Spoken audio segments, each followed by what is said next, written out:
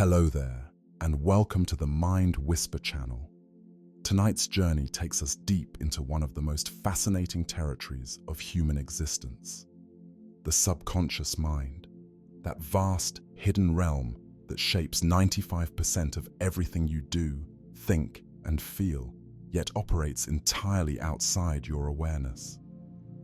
This evening, we'll explore the silent architect of your life, the invisible force that remembers every moment you've ever lived, that forms your habits without asking permission, that whispers through dreams and guides decisions before your conscious mind even knows a choice needs to be made. We'll wander through the neuroscience laboratories where researchers map its pathways, through the quiet hours of sleep when it sorts and stores your experiences, and into the split-second moments when intuition speaks louder than logic. Some of what we discover will feel familiar, like recognizing the face of someone you've known your whole life but never quite seen clearly. Other revelations will be surprising, like learning that your brain makes decisions 7 to 10 seconds before you become consciously aware of them. But each insight will open a window into the hidden depths of who you are, stranger, deeper, and more beautiful than we often imagine. If you enjoy these explorations and would like to join us for more nighttime journeys into the mind, you can like and subscribe below. Feel free to share your thoughts in the comments, but for now, all you need to do is settle in. Let your breathing slow, your thoughts soften, and allow the wonder of your own subconscious to wash gently over you. Let's begin. The word subconscious was coined by Pierre Janet, a French psychologist who studied human memory in the late 1800s. But humans have sensed its existence far longer. Ancient cultures spoke of the shadow self, the hidden heart, the place where dreams are born. They understood, without brain scans or laboratory experiments, that much of what drives us lies below the surface of ordinary awareness. Modern neuroscience has given us the tools to peer into this hidden world, and what researchers have found is both humbling and extraordinary. Your subconscious mind is not a single thing, not a little person sitting in the back of your brain making decisions. Rather, it's a vast network of neural pathways, brain regions, and processes that work together beneath conscious awareness. It's the basal ganglia encoding your habits, the amygdala processing emotional memories, the hippocampus consolidating experiences, and the default mode network integrating everything into the story of who you are. Cognitive neuroscientists estimate that approximately 90 to 95% of your brain's activity occurs at the subconscious level, though the exact percentage may never be precisely known. Think about that for a moment. Only a small fraction of your mental life is the conscious you that you think of as yourself. The rest, the vast majority, operates in darkness, like the bulk of an iceberg hidden beneath the waves. This submerged continent is not idle. Research suggests it's constantly working, with estimates indicating it processes vastly more information per second than conscious awareness can handle. Perhaps millions of bits, compared to the handful your conscious mind can actively attend to at any moment. This is not a flaw in design. It's a feature. If you had to consciously process 11 million bits of information every second, you'd be overwhelmed into paralysis. You couldn't cross a street, hold a conversation, or make a simple decision. Your subconscious takes this crushing load and handles it effortlessly, leaving your conscious mind free to focus on what matters most in each moment. The subconscious serves as your body's manager. It regulates your heartbeat, maintains your breathing, coordinates the intricate dance of hormones and neurotransmitters that keep you alive. While you sleep, it continues its work, sorting memories, consolidating learning, and preparing you for tomorrow. While you eat, it orchestrates digestion. While you walk, it calculates balance. adjusts muscle tension, and keeps you upright without a single conscious thought. But the subconscious does far more than maintain your biology. It stores every experience you've ever had. Research conducted between the 1930s and 1950s by neurosurgeon Wilder Penfield revealed something extraordinary. When he used electrodes to stimulate specific areas of his patients' brains during surgery for epilepsy treatment, some patients spontaneously recalled memories with striking clarity, memories they had no conscious access to moments before. Though this occurred in less than 10% of his patients, these episodes demonstrated something profound about how the brain stores experience. One woman remembered a birthday party from her childhood in vivid detail. The texture of her dress, the taste of cake, the faces of friends, everything preserved in neural networks waiting in the subconscious. Some neurophysiologists have proposed that everything that happens to you is recorded and stored somewhere in the brain, though the precise mechanisms remain under investigation. Not just the big moments, the graduations and heartbreaks and triumphs, but potentially everything. Every conversation, every sunset, every passing stranger's face, every scent carried on the wind.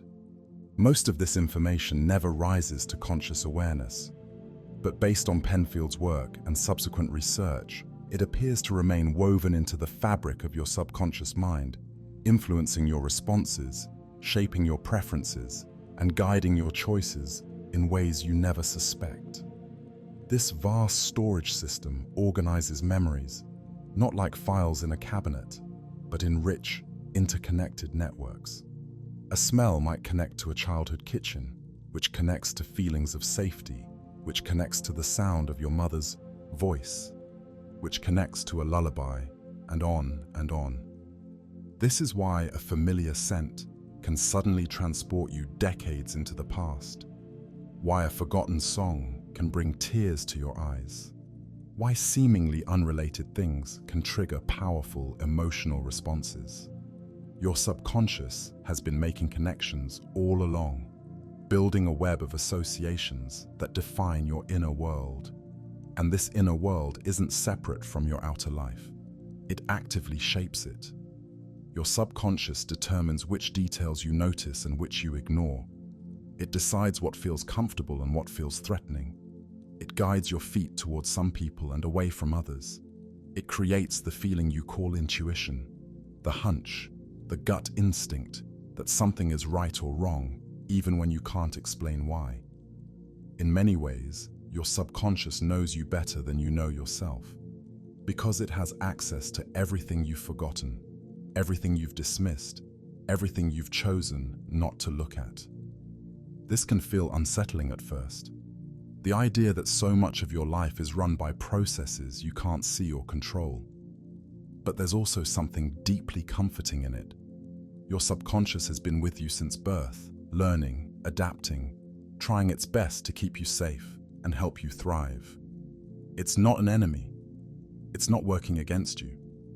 It's simply doing what it was designed to do, using the vast resources at its disposal to navigate the overwhelming complexity of being alive.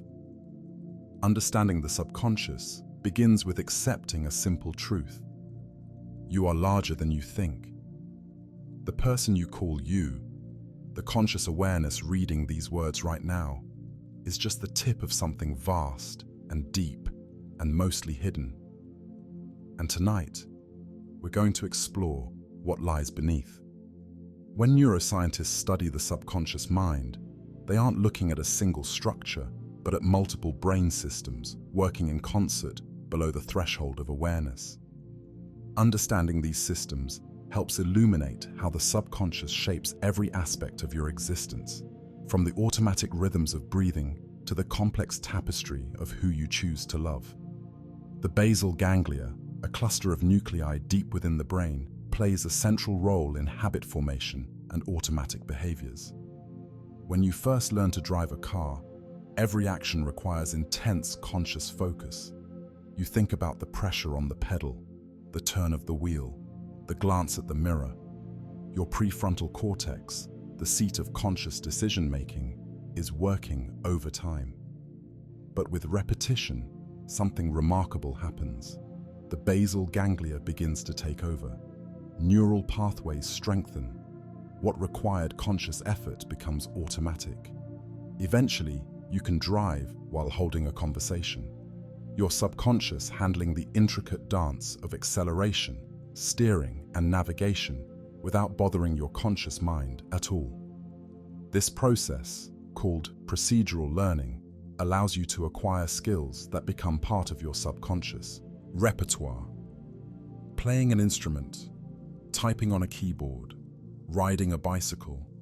All of these initially conscious activities migrate into the subconscious through repetition. Once encoded there, they require no conscious attention to execute. This frees up mental resources for other tasks and explains why you can walk and talk simultaneously, why you can eat while watching a film, why you can perform complex sequences of action without thinking about each individual step. But the basal ganglia doesn't just encode motor skills. It also stores habits of thought and behavior. The way you respond to criticism, the tendency to procrastinate or act immediately, the urge to check your phone, these patterns become ingrained in the basal ganglia through repetition. Research shows that on average, it takes approximately 66 days for a new behavior to become automatic, though this varies depending on the complexity of the habit and individual differences. What's crucial to understand is that once a habit is encoded in the basal ganglia, it becomes extremely resistant to change through conscious willpower alone. The subconscious pathway is established, and your brain will default to it to save energy. Meanwhile, the amygdala, a small almond-shaped structure buried in the temporal lobe, serves as the brain's emotional processing center and plays a vital role in subconscious responses to threat. When you encounter something your subconscious perceives as dangerous, the amygdala activates before your conscious mind fully registers what's happening. This is the source of that instant fear response, the jolt of adrenaline when you hear a loud noise, the instinctive recoil from a snake-like shape on the path. Research has revealed that the amygdala receives sensory information through two pathways: a fast, direct route and a slower, more detailed route that passes through the visual cortex. The fast route allows for split-second reactions that might save your life. If a car swerves toward you, you jump back before consciously thinking danger. Your subconscious has made that decision and initiated action, while your conscious mind is still processing what it's seeing. Only afterward do you consciously realize what happened and feel the rush of fear. The amygdala also plays a crucial role in emotional memory formation. Experiences charged with strong emotion, whether fear, joy, sadness, or excitement, are tagged by the amygdala as important and receive priority in the memory consolidation process. This is why you remember your first kiss more vividly than what you ate for lunch last Tuesday. This is why traumatic experiences can remain vivid for decades. The amygdala has marked them as significant, and your subconscious has preserved them in detail. Interestingly, studies have shown that people with damage to both visual cortexes, rendering them consciously blind, can still respond emotionally to images of fearful faces shown to their blind eyes. The fast pathway to the amygdala remains intact, allowing subconscious processing of emotional information even when conscious vision is impossible. This demonstrates how deeply the subconscious operates below awareness, responding to signals that never reach consciousness, yet still influence behavior and emotional state. The hippocampus, located deep in the temporal lobe, is essential for consolidating memories from short-term storage into long-term storage. During waking hours, experiences are temporarily held in the hippocampus. During sleep, particularly during deep sleep and rapid eye movement sleep, the hippocampus replays these experiences, gradually transferring them to the cortex for permanent storage. This process occurs entirely at the subconscious level. You're not aware it's happening, but it's essential for learning and memory formation. The hippocampus also plays a role in spatial memory and navigation. Studies of London taxi drivers who must memorize the complex layout of the city's streets have shown that their hippocampi are significantly larger than average, demonstrating the brain's remarkable plasticity. Your subconscious, through the hippocampus, creates mental maps of your environment, allowing you to navigate familiar places without conscious thought. You can walk from your bedroom to your kitchen in the dark because your subconscious knows the way. When the hippocampus is damaged, as in certain cases of amnesia, people lose the ability to form new long-term memories while retaining older memories and procedural skills. This reveals a crucial distinction. Different types of memory are handled by different subconscious systems. A person with severe hippocampal damage might be unable to remember meeting you 5 minutes ago, yet can still ride a bicycle, a skill encoded in the basal ganglia. The subconscious is not monolithic, but modular, with specialized systems handling different aspects of mental life.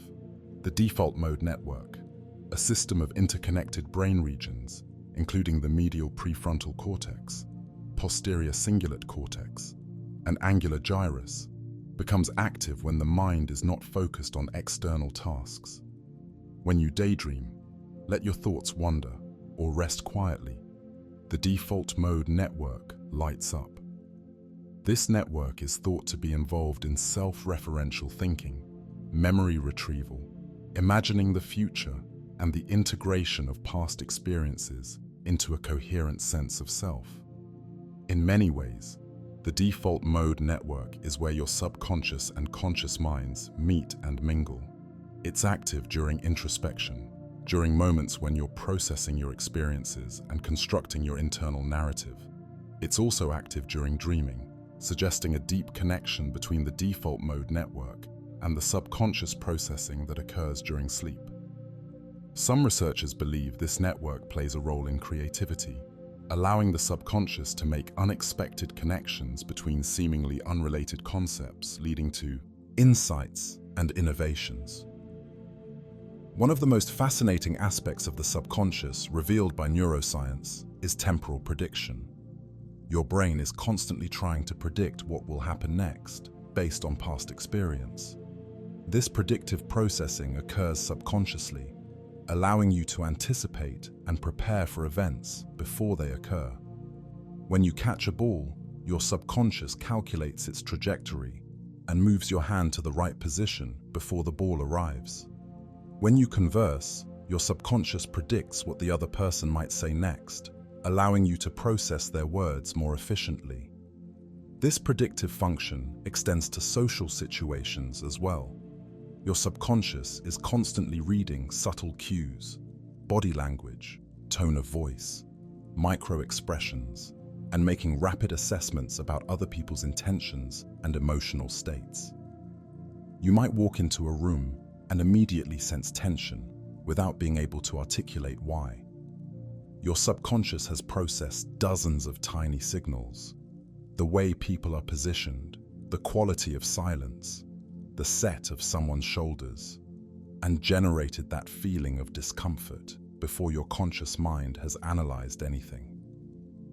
Research has shown that patterns of brain activity predictive of decisions can be detected several seconds, and in some studies, up to 7 to 10 seconds, before individuals report consciously making those decisions.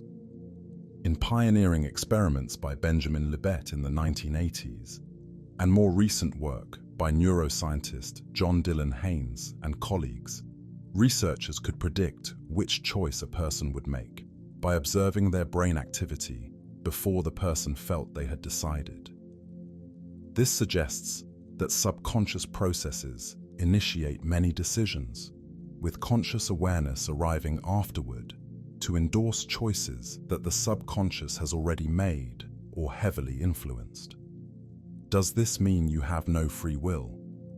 Not necessarily. What it suggests is that the conscious experience of deciding is often a retrospective interpretation of subconscious processes that have already occurred. Your consciousness is informed of decisions that your subconscious has already initiated. However, consciousness does appear to have a veto power, the ability to inhibit or override subconscious impulses in some circumstances. The relationship between conscious and subconscious is not one of simple hierarchy, but of complex, ongoing negotiation. The neuroscience of the subconscious also reveals important distinctions between different types of learning and memory. Explicit memory, also called declarative memory, involves conscious recall of facts and events. This is the memory of what you had for breakfast, who the first president was, or where you went on vacation last summer. Explicit memory relies heavily on the hippocampus and related structures and is accessible to conscious awareness. Implicit memory, by contrast, operates entirely at the subconscious level. This includes procedural memories, like how to ride a bike, as well as priming effects, where previous exposure to a stimulus influences responses to subsequent stimuli without conscious awareness. Classical conditioning also falls into this category. If you developed a fear of dogs after being bitten as a child, that fear response is an example of implicit emotional learning. Your subconscious associated dogs with danger and now reacts automatically, often without conscious awareness of the original learning experience. What makes implicit memory particularly powerful is its resistance to conscious interference. You can't simply decide not to feel afraid of dogs if your subconscious has encoded that fear. Cognitive understanding, knowing rationally that most dogs are harmless, often isn't enough to override the subconscious response. This is why phobias, traumatic reactions, and deeply ingrained habits are so difficult to change through conscious effort alone. They're not held in conscious memory, where rational thought can easily access and modify them. They're encoded in subconscious systems that operate according to different rules. Modern neuroimaging techniques have allowed researchers to observe the subconscious in action. Functional magnetic resonance imaging can show which brain regions are active during different tasks, revealing patterns of subconscious processing. Electroencephalography measures electrical activity in the brain, showing the oscillations and synchronizations that underlie subconscious processes. These tools have revealed that even when people report being unaware of a stimulus, their brains often show clear responses to it, demonstrating that subconscious processing can occur without any conscious perception whatsoever. One particularly striking example involves a phenomenon called blind sight. Some people who have damage to their visual cortex report being completely blind in part of their visual field. Yet when asked to guess where an object is in that blind region, they guess correctly far more often than chance would predict. They insist they're just guessing, that they see nothing, yet their subconscious visual pathways are processing the information and guiding their responses. They can respond to stimuli they have no conscious awareness of seeing. The neuroscience of the subconscious is still a young field, with much left to discover. But what's already clear is that the subconscious is not some mystical force or pseudo-scientific concept. It's a collection of sophisticated neural systems that have evolved to handle the enormous computational demands of being alive. These systems work tirelessly, efficiently, and mostly invisibly, allowing you to navigate a complex world without being overwhelmed by details. In the silent depths of the brain, beneath the surface of conscious awareness, your subconscious mind is always working, always learning, always shaping the person you're becoming. Memory is not a single thing stored in a single place. It's a dynamic process, constantly constructed and reconstructed, distributed across multiple brain regions and systems. And much of this process occurs at the subconscious level, invisible to the conscious mind, yet profoundly influential in shaping who you are and how you experience the world. When you form a new memory, the experience is initially processed in the hippocampus. but it's not stored there permanently. Over time, through a process called memory consolidation, the memory is transferred to various regions of the cortex for long-term storage. This consolidation happens primarily during sleep, when your brain replays the day's experiences, strengthening some neural connections and pruning others. You're entirely unaware this is happening. Your subconscious is sorting through the avalanche of daily information, deciding what's important enough to keep and what can be forgotten. Not all memories are created equal in the eyes of the subconscious. Experiences charged with emotion are given priority. The amygdala, that emotional processing center we discussed earlier, works in concert with the hippocampus during emotionally significant events, essentially flagging those memories as important.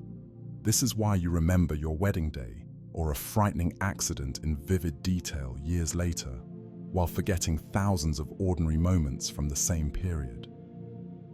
This emotional tagging serves an evolutionary purpose. Experiences that provoke strong emotions, especially fear or joy, often contain information crucial for survival and reproduction. If something dangerous happened once, your subconscious wants to remember it so you can avoid similar situations in the future. If something brought great pleasure or success, your subconscious wants to remember that too, so you can seek similar experiences again. This automatic prioritization happens entirely without conscious direction. Your subconscious is the librarian of your mind, deciding what goes into long-term storage and what gets discarded. But here's where things get interesting and perhaps unsettling.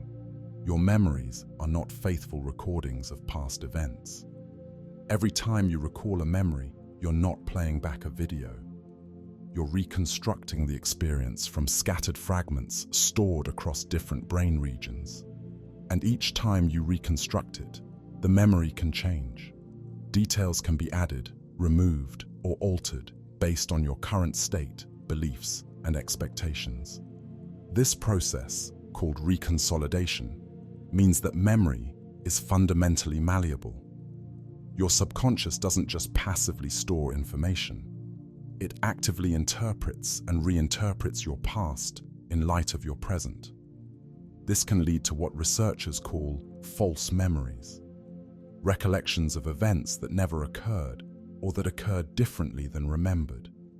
Studies have shown that through suggestion and imagination, people can develop vivid, detailed memories of entirely fabricated events.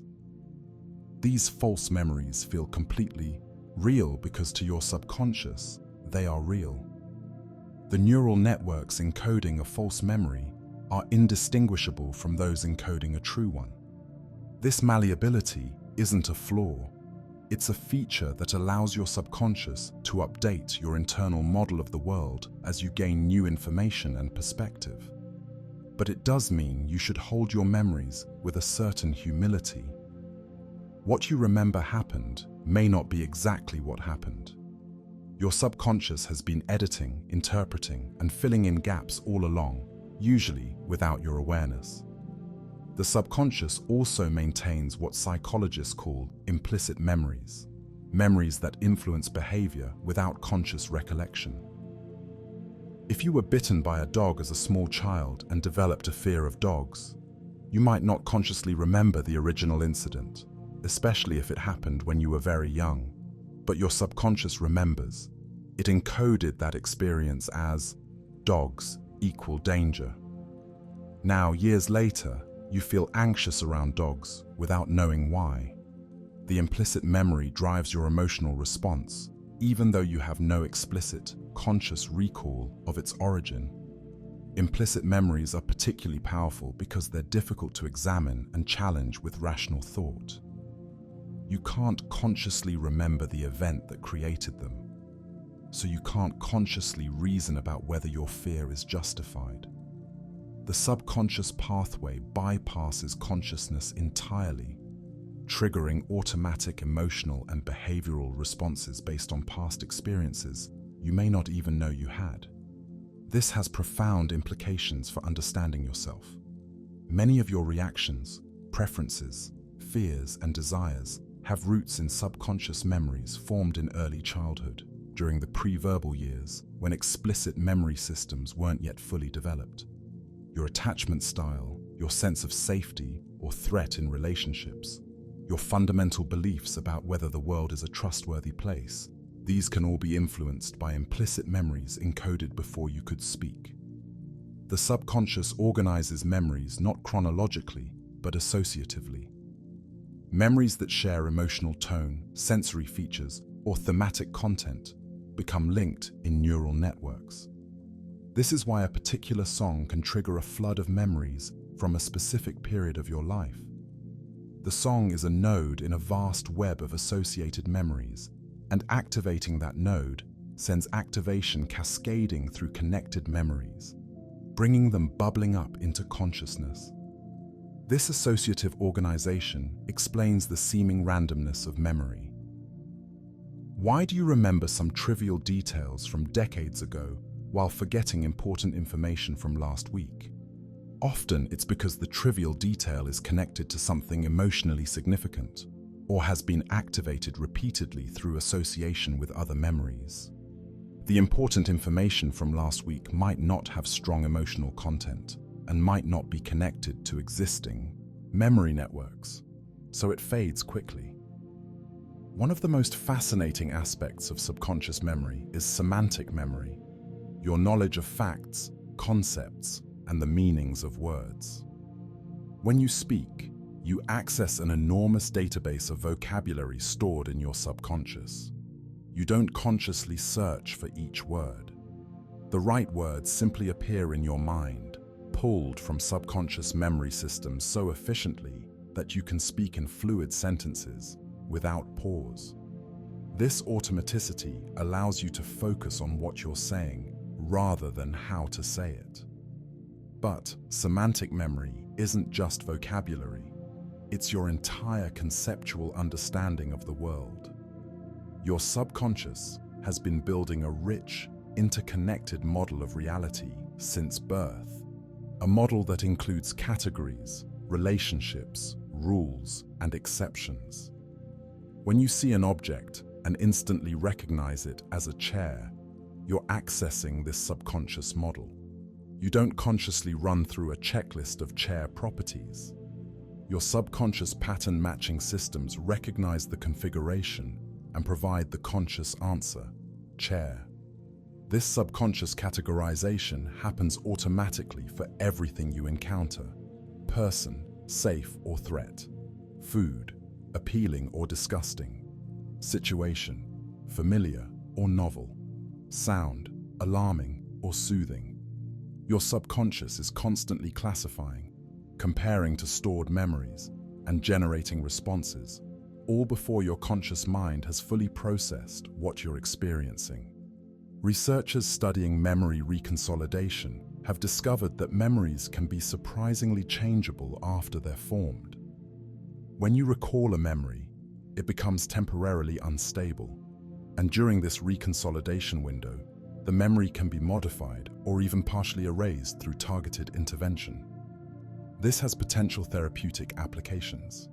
If traumatic memories could be recalled and then modified during the reconsolidation window, it might be possible to reduce their emotional impact without erasing the memory entirely. This research reveals something profound about the nature of memory and the subconscious. Your past is not fixed. Every time you remember something, your subconscious is actively reconstructing it, and that reconstruction is influenced by your present state. In a very real sense, you're constantly rewriting your own history through the lens of who you are today. The subconscious is not a static archive, but a living, changing system that continually updates itself. This also means that your memories are uniquely yours in a deeper way than you might have realized. Two people can experience the same event and later have very different memories of it, not just in details, but in emotional tone and significance. Each subconscious has filtered the experience through different prior experiences, different emotional states, different expectations. And each time those individuals recall the event, their subconscious reconstructs it slightly differently based on everything that's happened since. The subconscious memory system also includes something called prospective memory, remembering to do something in the future. When you remind yourself to pick up milk on the way home, you're relying on your subconscious to store that intention and bring it to consciousness at the appropriate time. This is a remarkably complex process. Your subconscious has to monitor your current situation, recognize when the right moment has arrived, and send the reminder to conscious awareness. Often this happens seamlessly. You're driving home, and suddenly you remember milk. Your subconscious has been tracking your location and situation while your conscious mind was occupied with other thoughts. But prospective memory can also fail, as anyone who's forgotten an appointment knows. These failures often occur when your subconscious is overwhelmed with competing demands, when stress disrupts normal processing, or when the intended action doesn't fit naturally into your routine. The subconscious manages your life's logistics, but it has limits, and understanding those limits helps explain why you sometimes forget things you consciously intended to remember. Memory is also deeply connected to identity. Your sense of who you are depends on having a coherent narrative of your life, a story that connects your past to your present and extends into your imagined future. Your subconscious constructs and maintains this narrative, selecting and interpreting memories to create a consistent sense of self. This narrative self is partly fiction, not because you're lying, but because your subconscious smooths over contradictions, fills in gaps, and emphasizes certain experiences over others to maintain coherence. People with certain types of memory disorders struggle with this narrative construction. Without the ability to form new memories, they're trapped in a perpetual present, unable to update their sense of self. This reveals how essential memory is to consciousness itself. You need memory to know who you are, where you've been, and where you might be going. And this essential function is handled largely by subconscious systems working behind the scenes of awareness. In the quiet depths of your mind, your subconscious is always at work, storing new experiences, consolidating old ones, making connections, updating your internal model of reality. This happens continuously, mostly invisibly, shaping the person you're becoming, thought by thought, memory by memory, connection by connection. You are, in a very real sense, the sum of your memories, and those memories live primarily in the subconscious realm, influencing everything you do. You wake up in the morning, and without thinking about it, you follow a routine. Shower, coffee, checking your phone, getting dressed. You didn't consciously decide to do these things in this order today. They simply happen, pulled from the subconscious library of habits you've built over months or years. By the time you're out, the door, you've performed dozens of complex actions without a single moment of conscious deliberation. This is the subconscious at work, efficiently running the programs it has learned through repetition. Habits are the subconscious mind's way of conserving mental energy. Making decisions requires significant cognitive resources. If you had to consciously decide every action, every movement, every response, you'd exhaust yourself by noon. So your subconscious automates everything it can. Through repetition, behaviors become encoded in the basal ganglia as habit loops: cue, routine, reward. Once a habit is established, the cue automatically triggers the routine without conscious intervention. Researchers estimate that approximately 40 to 45% of daily actions are habitual, performed automatically with minimal conscious thought. These include obvious physical habits, like the way you brush your teeth or tie your shoes, but also mental and emotional habits. The way you respond to criticism, the thoughts that arise when you look in a mirror, the feeling of anxiety when facing uncertainty. These too can become habitual patterns encoded in your subconscious. The habit loop begins with a cue, some trigger in your environment or internal state. This could be a time of day, a location, an emotional state, or the presence of certain people. The cue signals to your subconscious. It's time for this routine. Your subconscious then initiates the routine, the sequence of behaviors that make up the habit. Finally, there's a reward, something that satisfies a craving or resolves the tension created by the cue. The reward releases dopamine in the brain, reinforcing the neural pathway and making the habit more likely to repeat in the future. This loop operates largely outside conscious awareness. You might not realize that you always eat a snack when you feel stressed, or that you check your phone every time you're bored, or that you withdraw emotionally whenever you feel criticized. These patterns have become so automatic that they feel like just who you are, rather than learned behaviors running in your subconscious. Understanding the habit loop is crucial for changing unwanted behaviors. Trying to stop a habit through willpower alone is often ineffective because you're fighting against a deeply encoded subconscious program. The subconscious doesn't understand, don't do that. It only knows, do this when you encounter that cue. So effective behavior change usually involves identifying the cue, recognizing the routine you want to change, understanding the reward you're seeking, and then consciously implementing a new routine that provides a similar reward. But even with this knowledge, changing habits is difficult. The basal ganglia doesn't easily relinquish established patterns. Research from a 2009 study suggests it takes an average of 66 days for a new behavior to become automatic, though this can range from as few as 18 days to over 250 days, depending on the complexity of the behavior and individual differences. During this period, you're essentially training your subconscious, asking it to create new neural pathways and eventually make them the default response to familiar cues. The subconscious resists change, not out of spite, but out of efficiency. It has invested significant resources in establishing those existing pathways. From the brain's perspective, those pathways work. They've kept you alive this long. Why fix what isn't broken? This resistance manifests as discomfort when you try to change. That feeling of this doesn't feel right when you attempt a new behavior is your subconscious pulling you back toward familiar patterns. It feels safer to do what you've always done, even if what you've always done isn't serving you well. This is why personal growth often involves negotiating with your subconscious rather than trying to override it. You can't force change by conscious will alone. You have to work with your subconscious, understand what rewards it's seeking, and find ways to meet those needs through healthier patterns.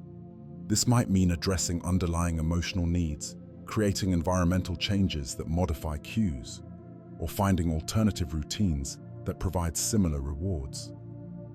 Interestingly, habits can form without conscious intention. If you find yourself in the same situation repeatedly and perform the same action each time, your subconscious will begin encoding it as a habit, even if you never consciously decided to make it one. This is how many negative habits form. You might stress eat once when anxious, and if the temporary relief feels rewarding, your subconscious starts learning. Anxiety equals eating equals relief. Do this enough times, and it becomes an automatic response. The good news is that this same automatic learning can work in your favor. If you consciously implement a positive behavior repeatedly in response to a specific cue, your subconscious will eventually encode it as a habit, and it will begin happening automatically. The morning exercise routine that once required monumental willpower eventually becomes something you do without thinking. The meditation practice that initially felt forced eventually becomes a natural part of your day. You're training your subconscious to run programs that serve your conscious goals.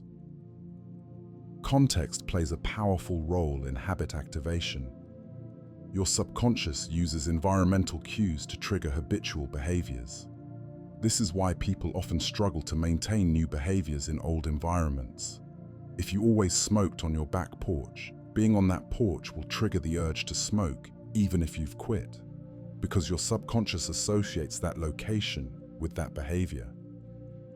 Changing your environment can help break old habits and establish new ones by removing familiar cues and creating space for new associations to form. The power of habits extends beyond personal behaviors to social and cultural patterns. Communities develop collective habits, shared ways of responding to situations that become encoded in the subconscious of their members through social learning. Children absorb the habits of their families and cultures, not through explicit instruction, but through observation and imitation. Your subconscious is always watching, always learning, always encoding patterns that it observes in others. This social learning happens without conscious awareness. You don't decide to adopt your parents' habits. You simply absorb them because your subconscious is wired to learn from those around you, especially in early childhood. This is how prejudices, values, communication styles, and countless other patterns are transmitted across generations. The subconscious observes, encodes, and reproduces, creating continuity in families and cultures. But the automaticity of habits doesn't mean you're a prisoner of your programming. One of the remarkable features of the human brain is neuroplasticity, the ability to form new neural connections throughout life. Your subconscious can learn new patterns at any age. It requires conscious effort and repetition, but change is possible. The pathways encoding old habits don't disappear. They remain dormant, ready to reactivate if you stop vigilance. But new pathways can be strengthened until they become the dominant response. Some habits are more deeply rooted than others. Habits formed during childhood, especially before the age of 7, when the brain is highly plastic and explicit memory systems aren't fully developed, can be particularly resistant to change. These early patterns often operate completely outside conscious awareness, yet profoundly influence adult behavior. Understanding this can cultivate compassion for yourself and others. Many of the patterns you struggle with weren't consciously chosen. They were encoded in your subconscious when you were too young to have much choice in the matter. The subconscious also maintains what psychologists call mental heuristics, cognitive shortcuts that allow for quick decision-making. These are like habits of thought. When you meet someone new, your subconscious instantly makes assessments based on limited information, drawing on stored patterns and past experiences. These snap judgments happen so quickly that you're often unaware they're occurring.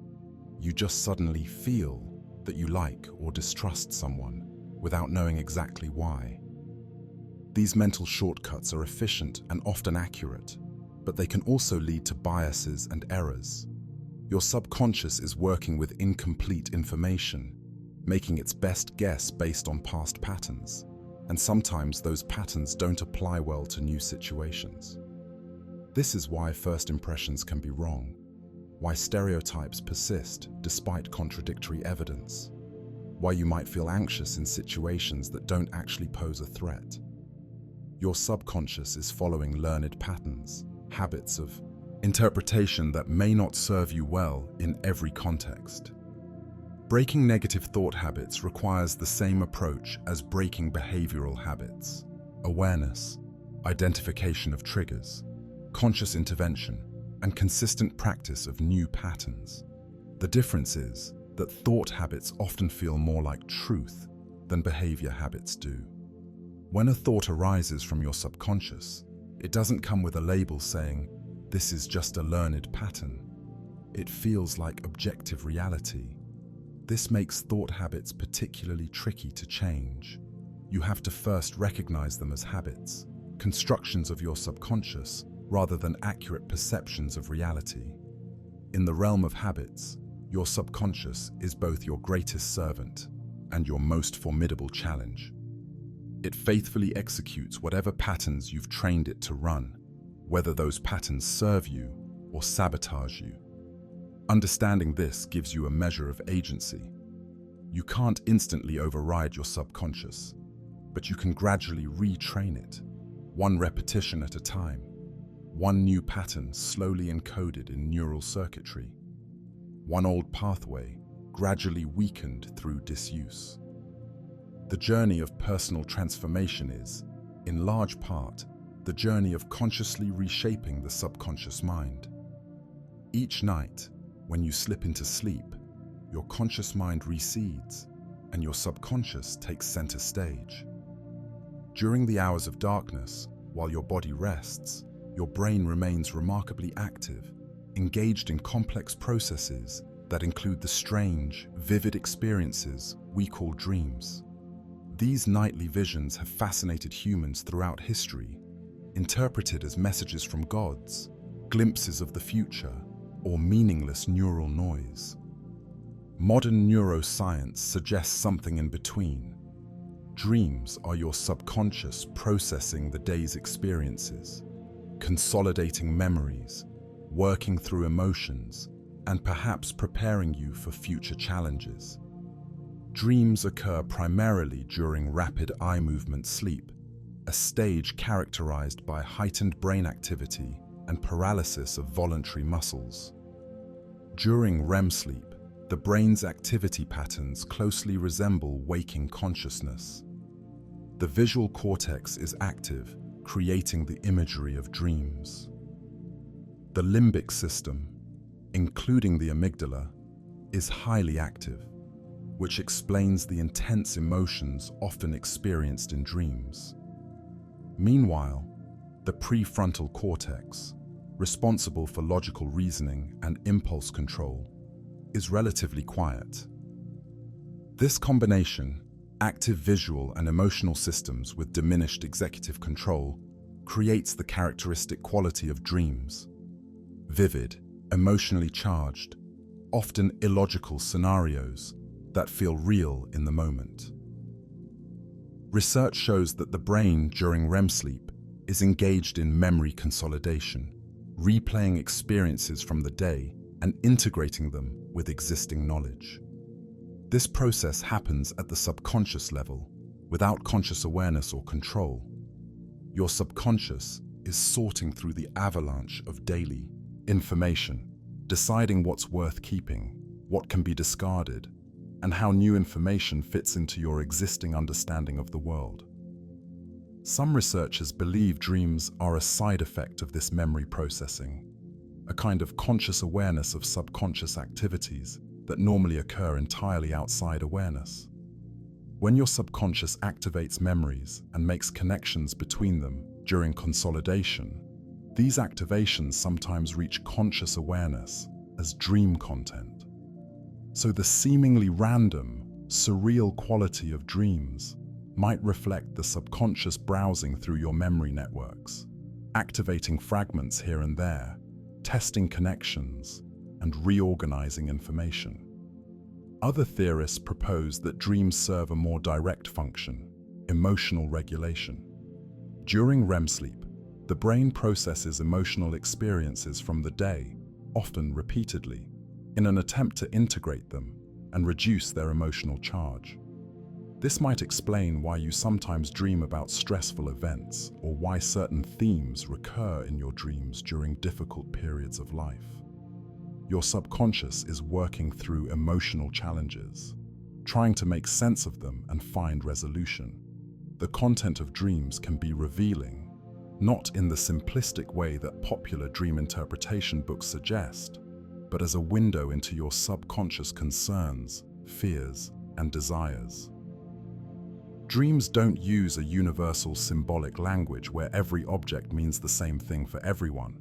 Instead, dream imagery is deeply personal, drawing from your unique experiences and associations. But patterns in your dreams, recurring themes, emotions, settings, can offer clues about what your subconscious is processing. For example, dreams about being unprepared for an exam often occur when you feel unprepared or evaluated in some area of waking life. Dreams about being chased might reflect a sense of being threatened or avoiding something. Dreams about flying might express a desire for freedom or escape. These are not universal rules, but common patterns that emerge from shared human experiences and emotions. Your subconscious draws from your personal library of experiences to create dream scenarios that relate, often metaphorically, to your current concerns. People with specific attachment styles tend to have dreams that reflect those patterns. Those with secure attachment might dream about supportive, positive social interactions. Those with anxious attachment might dream about rejection or abandonment. Those with avoidant attachment might dream about themes of independence or distance from others. The subconscious expresses itself consistently across waking and sleeping states, using dreams as another arena to work through relational patterns and emotional needs. Nightmares, those particularly distressing dreams that can jolt you awake, often represent the subconscious grappling with overwhelming fear or trauma. Research on post-traumatic stress disorder has shown that trauma survivors frequently experience nightmares in which they relive the traumatic event or face similar threats. These nightmares may serve a function, repeatedly exposing the person to the traumatic memory in a safer context, allowing for gradual processing and integration. However, when nightmares become chronic and distressing, they can interfere with sleep quality and mental health, suggesting the processing function has become maladaptive. Some people experience lucid dreams, states where they become aware they're dreaming while the dream continues. In lucid dreams, the prefrontal cortex becomes more active than in typical dreams, allowing for conscious awareness and sometimes control over dream content. Psychologists have found that lucid dreaming can be trained through various techniques, and some research suggests that skills practiced in lucid dreams can improve performance in waking life, as the brain treats the imagined practice similarly to actual practice. Dreams also appear to play a role in creativity and problem-solving. Famous examples have been reported throughout history. Chemist Dmitri Mendeleev reportedly dreamed the arrangement of the periodic table. Auguste Kekule claimed to have dreamed the structure of the benzene molecule. And Paul McCartney said the melody for Yesterday came to him in a dream. While these anecdotes, which may have grown in the telling over time, can't prove causation on their own, research does support the broader idea that sleep and dreaming facilitate insight and creative breakthroughs. During sleep, your subconscious makes novel connections between disparate information, connections that your conscious, logical mind might not make during waking hours. This creative function of dreams relates to how the subconscious processes information differently than conscious thought. Conscious processing tends to be linear, logical, and constrained by what seems reasonable or possible. Subconscious processing, as reflected in dreams, is associative, emotional, and unconstrained by logical rules. This allows the subconscious to explore unusual combinations and possibilities that conscious thought would dismiss as irrelevant. Sometimes these explorations yield genuine insights. The amount of time spent dreaming varies throughout the night. Early sleep cycles contain more deep, slow-wave sleep and shorter REM periods.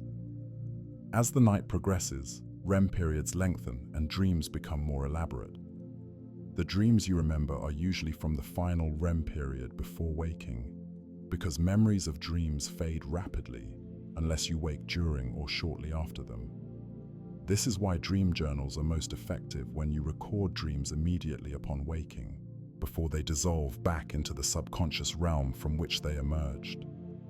Some cultures place great importance on dreams, viewing them as spiritually significant or prophetic. While modern neuroscience doesn't support supernatural interpretations, there is wisdom in paying attention to dreams. They offer a unique form of self-communication, your subconscious presenting information in its own language. Learning to listen to dreams, not by applying rigid interpretation rules, but by exploring what the images and emotions mean to you personally, can deepen self-understanding. Not everyone remembers their dreams with equal frequency. Individual differences in dream recall might relate to how often you wake during REM sleep, how interested you are in your dreams, and possibly genetic factors. Keeping a dream journal can improve dream recall over time, perhaps by signaling to your subconscious that dreams are valued and worth remembering. Dreams also change across the lifespan. Children's dreams tend to be shorter and simpler, gradually becoming more complex as their cognitive abilities develop. During adolescence, dreams often reflect the intense social and identity concerns characteristic of that developmental stage. In older adulthood, dreams may revisit themes and memories from throughout life, perhaps as the subconscious works to integrate a lifetime of experiences into a coherent narrative. Mental health conditions can influence dream content and quality. Depression is often associated with more negative dream content and nightmares. Anxiety disorders can produce dreams characterized by threat and danger. Some medications, particularly those that affect neurotransmitter systems, can alter dream frequency and intensity. This demonstrates how interconnected dreams are with overall brain function and emotional state, further supporting the idea that dreams reflect subconscious processing of waking concerns. The relationship between dreams and the subconscious remains a rich area of ongoing research. What's clear is that during sleep, when conscious control recedes, your subconscious continues its essential work. It processes emotions, consolidates memories, makes creative connections, and prepares you for the challenges ahead. Dreams are the visible manifestation of this hidden labor, strange and beautiful proof that even in darkness and stillness, the subconscious mind is always at work, always learning, always creating the neural architecture that will support tomorrow's consciousness. You're walking down a familiar street when something makes you pause. You can't articulate why, can't point to a specific reason, but something feels off. You change direction. Later, you learn there was danger where you would have gone. How did you know? You didn't, not consciously, but your subconscious registered subtle cues, processed them faster than consciousness could, and sent an urgent message, not that way. This is intuition, the subconscious mind speaking in the language of feeling. Intuition, that immediate, non-logical knowing, has long been dismissed as mystical or unreliable by those who value only conscious, analytical reasoning. But neuroscience is revealing that intuition is neither mystical nor unreliable. It's your subconscious, drawing on vast stores of experience and making rapid assessments based on pattern recognition. It's remarkably sophisticated cognition happening beneath the threshold of awareness. Research suggests that much of our intuitive knowledge comes from the subconscious mind, processing enormous amounts of information that never reach conscious awareness. While your conscious mind can process about 40 bits of information per second, your subconscious processes approximately 11 million. This vast difference means your subconscious is constantly taking in and evaluating information that your conscious mind never notices. Facial micro-expressions, subtle changes in tone of voice, environmental cues, patterns in complex data, your subconscious registers all of it. When you experience intuition, what you're feeling is the output of this massive subconscious processing. Your subconscious has recognized a pattern, made an assessment, and sent the result to consciousness, not as detailed analysis, but as a feeling, a hunch, a vague sense of knowing. The conscious mind receives this intuitive information and experiences it as coming from nowhere because it has no access to the subconscious processing that generated it. Studies have shown that intuition performs especially well in domains where you have extensive experience. Chess masters can look at a board for seconds and intuitively know the best move, not through conscious calculation, but through pattern recognition. Their subconscious has encoded thousands of patterns from thousands of games, and when confronted with a new position, it rapidly matches patterns and suggests moves before conscious analysis begins. This expertise-based intuition is why experienced doctors can sometimes sense something is wrong with a patient, despite normal test results, or why seasoned firefighters sometimes know a building is about to collapse. The subconscious accumulates experiential knowledge continuously, even from events you don't consciously remember. Every time you interact with someone, your subconscious notes the outcome, refining its model of human behavior. Every decision you make and its consequences teaches your subconscious something about cause and effect. Over time, this accumulated wisdom becomes accessible as intuition, allowing you to make rapid judgments in complex situations where conscious analysis would take too long or require too much information. The role of the enteric nervous system, sometimes called the second brain, adds another dimension to intuition. This network of neurons in your gut communicates extensively with your brain, sending signals that can influence emotions and decision-making. The connection between gut and brain is why emotional states often manifest as gut feelings. When your subconscious perceives threat or opportunity, part of that signal travels through the body, activating the enteric nervous system and creating the physical sensation of butterflies, tightness, or that distinctive gut feeling. Neuroscience research has identified several brain regions involved in intuitive processing. The insula, buried deep within the cerebral cortex, processes interoceptive information, signals from within the body. It's thought to play a role in translating bodily states into conscious feelings, which might explain why intuition often has a physical, visceral quality. The anterior cingulate cortex, involved in conflict monitoring and error detection, may contribute to that feeling that something is wrong even when you can't specify what. These regions work together to generate intuitive feelings based on subconscious processing of both internal and external cues. Importantly, intuition works best in stable, predictable environments where patterns remain consistent.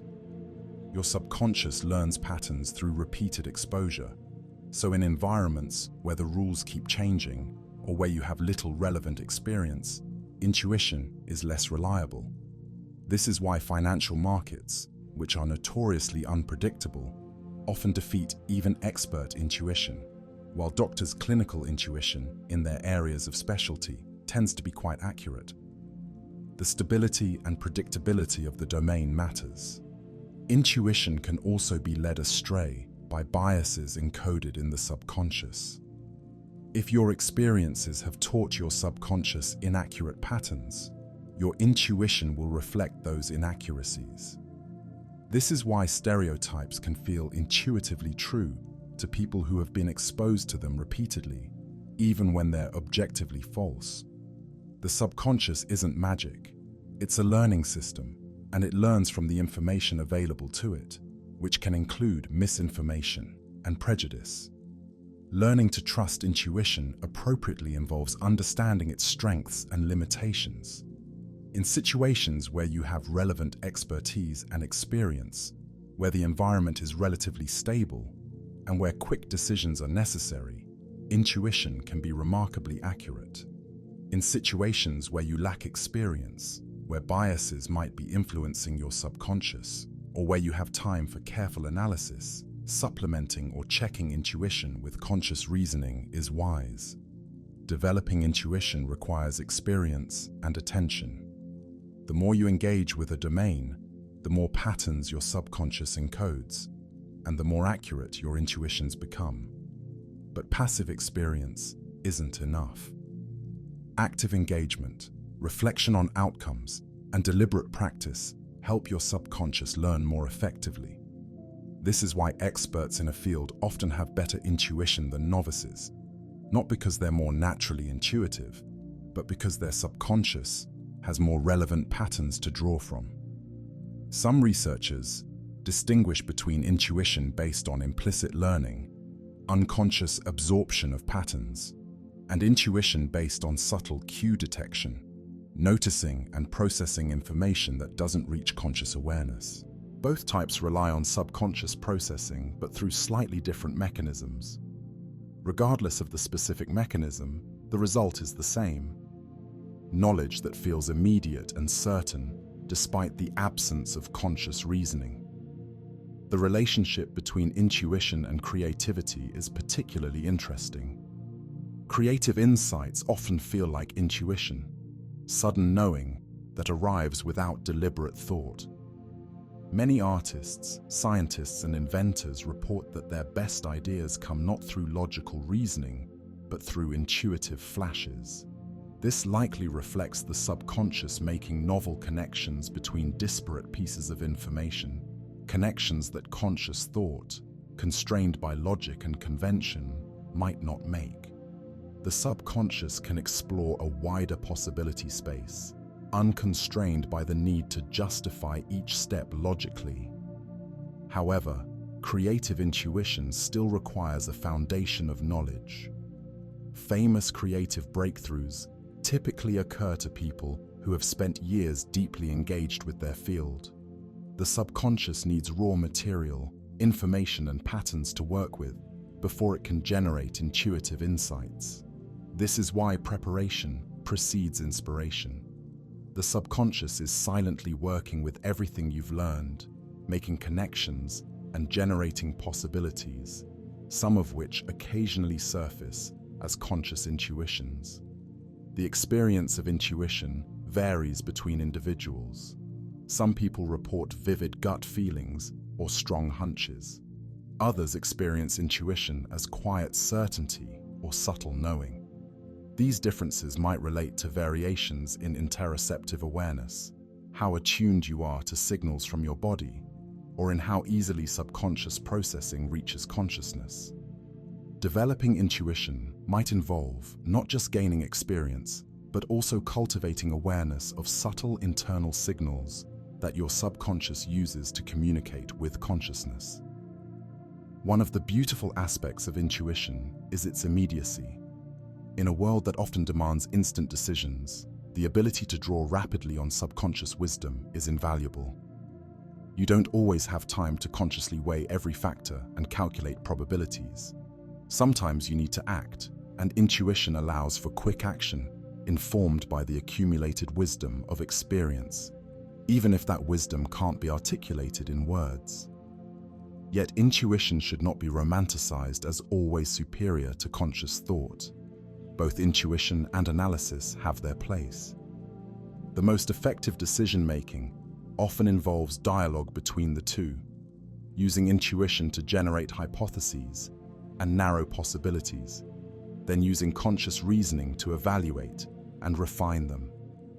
Your subconscious and conscious minds are not adversaries, but partners, each contributing different strengths to the complex task of navigating reality. Emotions are often thought of as the domain of consciousness, things you feel directly and can report on. But the reality is more complex. Much of emotional processing happens subconsciously, beneath awareness.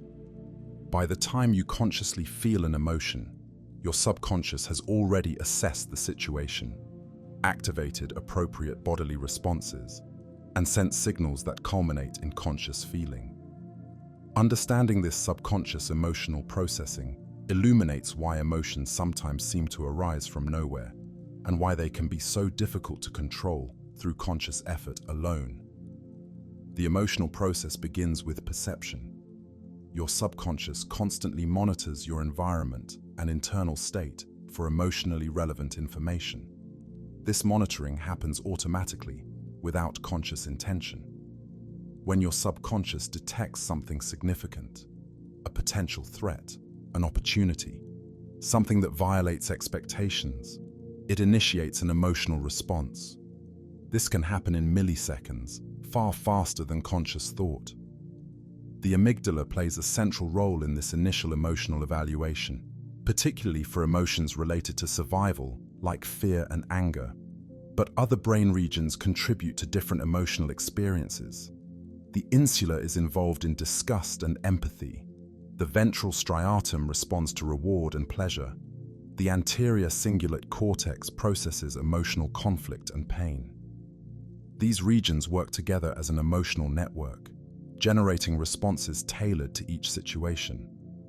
Importantly, this emotional assessment is based on past learning. Your subconscious compares current situations to stored memories of similar situations and their outcomes. If you were once bitten by a dog, your subconscious encoded that experience with intense negative emotion.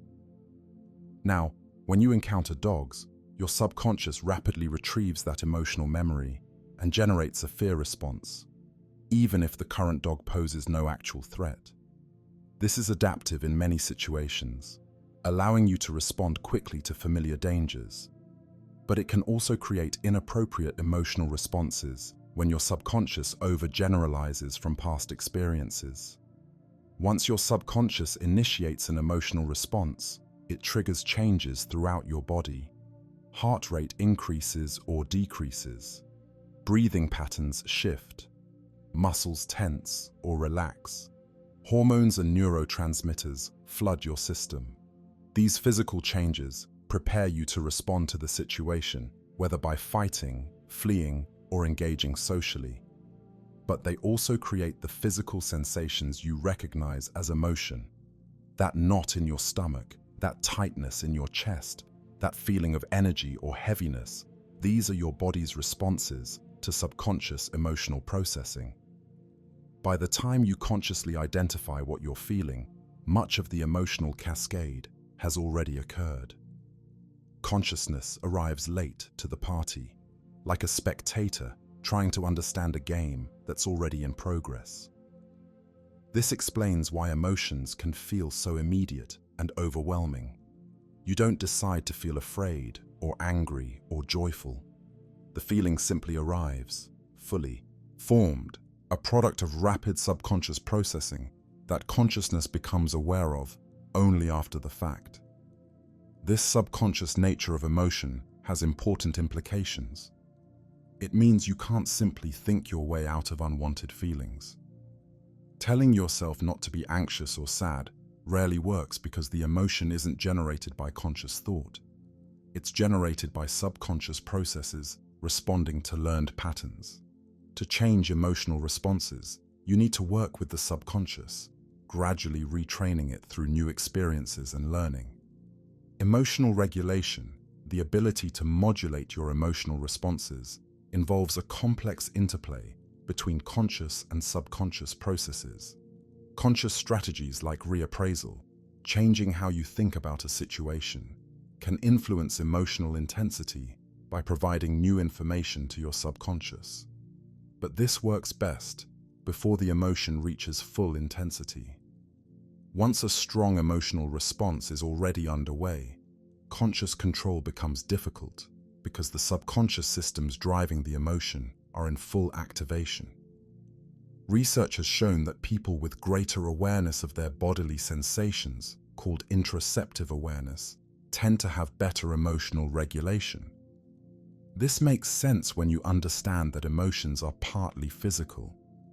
By tuning into subtle bodily signals, you can detect emerging emotions earlier, when they're easier to influence. Your subconscious is constantly sending signals through your body. Learning to notice these signals gives you earlier warning of emotional shifts and more opportunity to respond skillfully. The subconscious also maintains what psychologists call emotional memory, associations between situations and emotional responses that were formed through past experience. These emotional memories can be remarkably persistent. Even after conscious memory of an event has faded, the emotional memory can remain, creating feelings that seem to have no clear source. You might feel anxious in a certain type of situation without knowing why. Your subconscious remembers, even if your conscious mind has forgotten. Childhood experiences are particularly influential in shaping these emotional patterns. During early development, when the brain is highly plastic and explicit memory systems aren't fully online, experiences are encoded as implicit emotional memories. These early patterns form a kind of emotional template that your subconscious uses to interpret and respond to situations throughout life. If your early environment was safe and nurturing, your subconscious learns that the world is generally trustworthy. If it was unpredictable or threatening, your subconscious may maintain a baseline of vigilance and anxiety into adulthood. This doesn't mean you're doomed by your past. The brain's plasticity means that new experiences can modify these patterns. But change requires more than intellectual understanding, because these patterns exist at the subconscious level as implicit emotional memories rather than explicit beliefs. Changing them requires repeated new emotional experiences that gradually teach your subconscious different responses. The subconscious emotional system also includes something called affect regulation, the unconscious processes that maintain your emotional equilibrium. Throughout each day, your subconscious makes countless tiny adjustments to keep your emotional state within a manageable range. When stress builds, subconscious processes might prompt you to take a break, seek social connection, or engage in a comforting behavior. These aren't necessarily conscious choices, but automatic responses your subconscious has learned help maintain emotional balance. Understanding the subconscious nature of emotion doesn't diminish the importance of feelings. Emotions provide essential information about how your subconscious is interpreting situations. When you feel anxious, your subconscious is signaling perceived threat. When you feel joyful, it's signaling something valuable or rewarding. Learning to listen to these signals, while also recognizing they're based on past learning and may not always reflect current reality accurately, is key to emotional wisdom. Your emotions are not the enemy. They're messengers from the subconscious, trying to guide you based on everything it has learned about navigating the world. Beneath the surface of your conscious beliefs and values lies another layer of mental life: implicit biases, automatic associations, and preferences that operate outside awareness and often contradict your explicit, conscious commitments. These hidden biases are one of the most challenging aspects of the subconscious, because they can influence behavior in ways you neither intend nor recognize, creating a gap between who you think you are and how you actually respond to the world. Implicit biases form through exposure. From earliest childhood, you absorb messages from your culture, family, media, and environment about different groups of people. These messages create associations in your subconscious, patterns that link certain characteristics with certain groups. Even when you consciously reject these stereotypes, your subconscious may have encoded them through sheer repetition. Research shows that people who explicitly endorse egalitarian values can still demonstrate implicit biases on tests that measure subconscious associations. The implicit association test, developed by psychologists in 1998, reveals these hidden biases by measuring how quickly people associate positive or negative words with different social categories. The test relies on the principle that your subconscious makes stronger associations faster. If you're slightly quicker to associate positive words with one group than another, this may suggest an implicit preference encoded in your subconscious, regardless of your conscious beliefs. While the test has been widely used, it's worth noting that researchers continue to debate its precise validity and what exactly it measures, with some questioning whether it captures stable attitudes or more temporary associations influenced by context and recent experiences. Studies using the IAT and similar methods have found that implicit biases are widespread and affect people across all social groups. People often hold implicit biases against their own groups, having internalized negative stereotypes from the broader culture. These findings underscore that implicit biases aren't about personal moral failing, but about how the subconscious learns from its environment. You don't choose your implicit biases any more than you choose your native language. Both are absorbed through exposure during development. The concern with implicit bias is that it can influence behavior subtly but significantly. In split-second decisions, when conscious deliberation isn't possible, your subconscious takes over. Studies have shown that implicit biases can affect who gets hired, who receives medical treatment, who gets stopped by police, and countless other consequential decisions. The people making these decisions often have no conscious awareness that bias is influencing them. They believe they're being fair and objective, but their subconscious associations are quietly shaping their perceptions and choices. This doesn't mean people are helpless against their implicit biases. Awareness is the first step. Simply knowing that these biases exist and that everyone has them can reduce their influence. When you're aware that your snap judgments might be influenced by subconscious bias, you can slow down, gather more information, and make more deliberate choices. Research shows that people who are motivated to be fair and who implement structured decision-making processes can reduce the impact of implicit bias on their behavior. Exposure to counter-stereotypical examples can also gradually modify implicit biases. If your subconscious has learned to associate a particular group with negative traits, regularly encountering individuals from that group who demonstrate positive traits provides new learning opportunities. This isn't a quick process. Implicit biases form over years of exposure and don't change overnight. But with sustained effort and diverse experiences, the subconscious can learn new associations that temper or override old ones. Implicit biases extend beyond social categories to many other domains. You might have implicit preferences for certain body types, ages, accents, or styles of dress. You might have implicit associations between certain careers and genders, or between competence and physical appearance. These biases shape your immediate responses to people and situations, often creating self-fulfilling prophecies. If your subconscious expects someone to be less competent, you might unconsciously interact with them in ways that elicit less competent performance, confirming the bias. The subconscious also harbors cognitive biases, systematic patterns of thinking that deviate from rationality. Confirmation bias, the tendency to seek information that confirms existing beliefs, operates largely at the subconscious level. Your subconscious directs your attention toward information that fits your worldview and away from information that challenges it. This happens automatically, without conscious intention. You genuinely believe you're being objective, while your subconscious is filtering and interpreting everything through the lens of prior beliefs. Negativity bias, the tendency to give more weight to negative than positive information, is another subconscious pattern with evolutionary roots.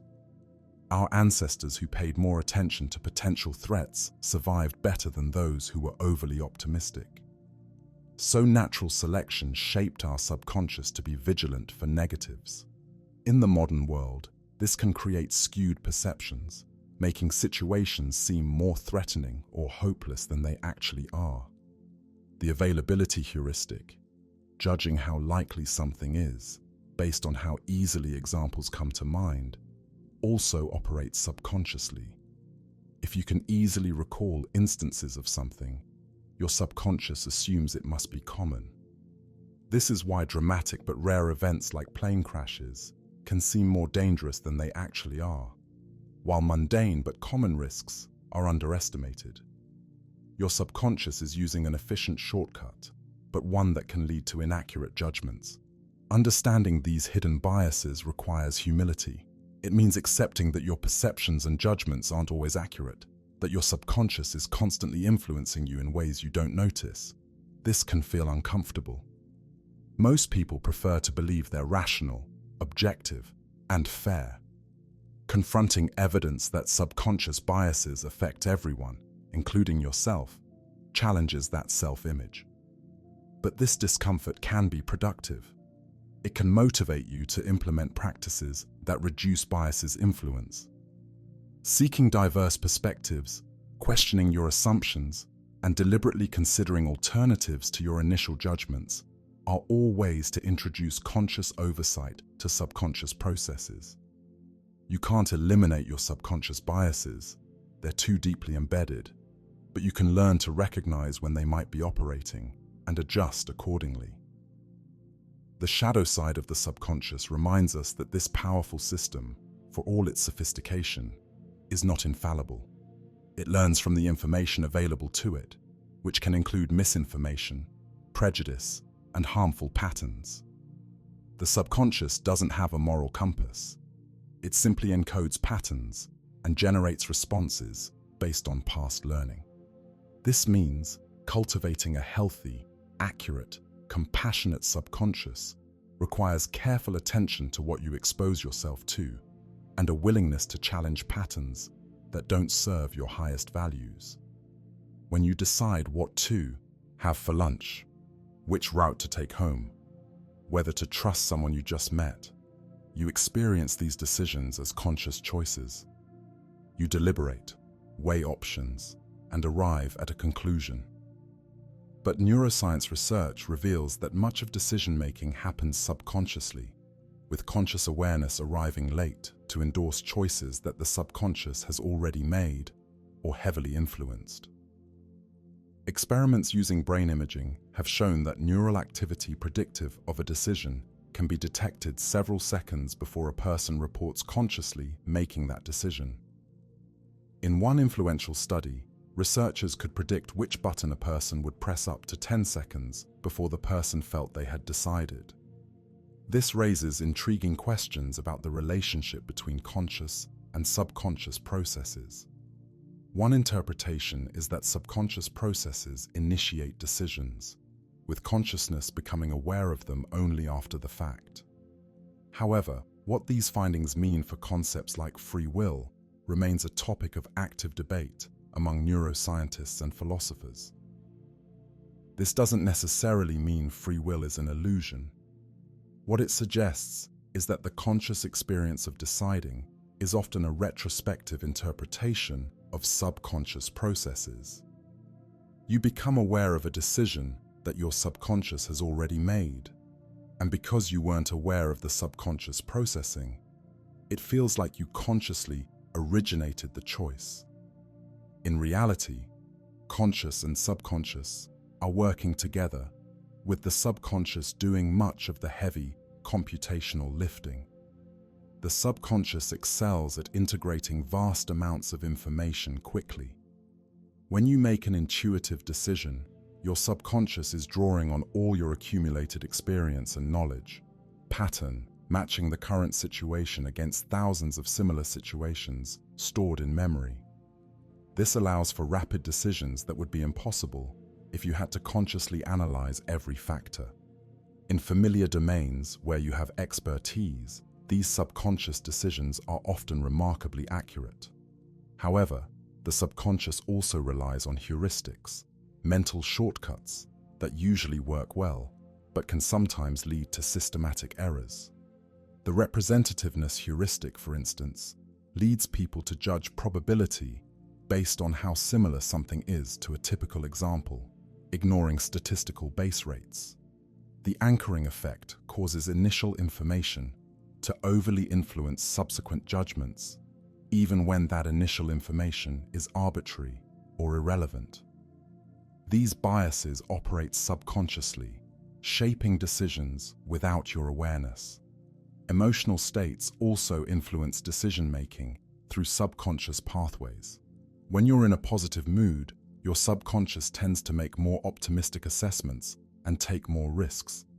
In a negative mood, it becomes more cautious and pessimistic. These mood effects happen automatically. You're not consciously deciding to factor in your current emotional state when evaluating options. Your subconscious is doing it for you, using emotion as a heuristic for how to approach decisions. The subconscious is also influenced by framing, how information is presented. The same choice can elicit different decisions depending on whether it's framed in terms of potential gains or potential losses. This framing effect operates below awareness. You don't consciously think, because this is framed as a loss, I'll respond differently. Your subconscious simply responds to the frame automatically, generating an emotional reaction that influences your choice. Social influence also works largely through subconscious mechanisms. The mere presence of others can shift decision-making without conscious awareness. You might choose differently in a group than alone, not because you consciously defer to others' opinions, but because your subconscious is sensitive to social context and adjusts its calculations accordingly. The desire for approval, fear of judgment, and tendency to conform are all processes that operate partly at the subconscious level. Understanding that decisions emerge from subconscious processing doesn't make us passive victims of our brains. Consciousness does play an important role, particularly in complex decisions requiring deliberate analysis, in overriding immediate subconscious impulses, and in setting goals and values that guide subconscious processing. The relationship is one of partnership. The subconscious generates options and impulses based on rapid pattern matching. Consciousness can then evaluate these options, veto poor choices, and select among alternatives. Improving decision-making often involves creating conditions that support better subconscious processing. Getting adequate sleep, managing stress, and avoiding decision fatigue all help the subconscious function optimally. Exposing yourself to diverse information and perspectives gives your subconscious richer material to draw from. Practicing mindfulness can increase awareness of the subtle feelings and impulses that reflect subconscious processing, allowing you to work with them more effectively. For important decisions, strategies like sleeping on it can be valuable.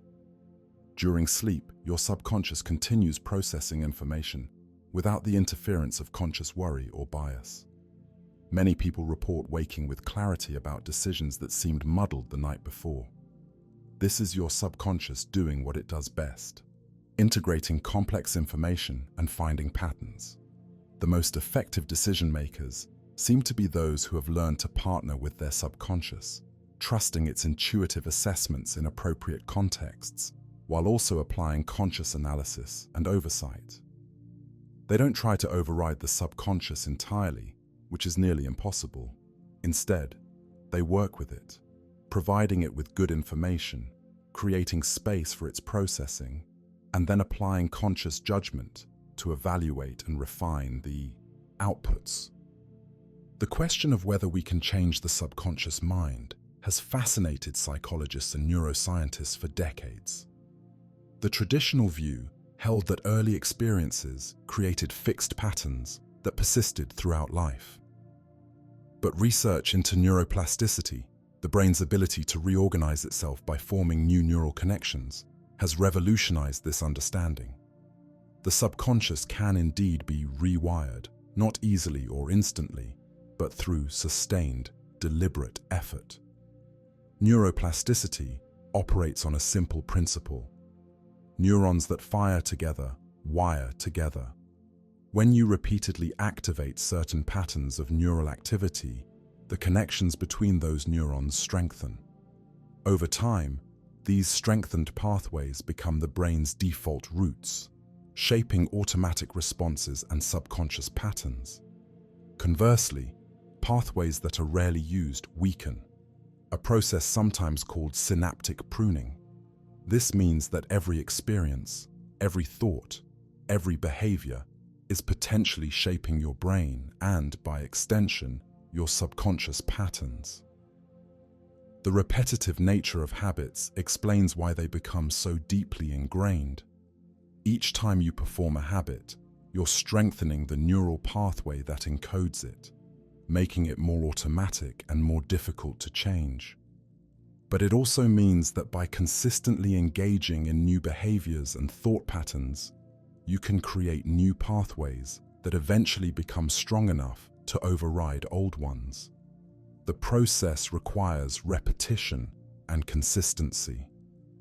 Research suggests it takes on average about 66 days for a new behavior to become automatic, though this varies widely depending on the complexity of the behavior and individual differences.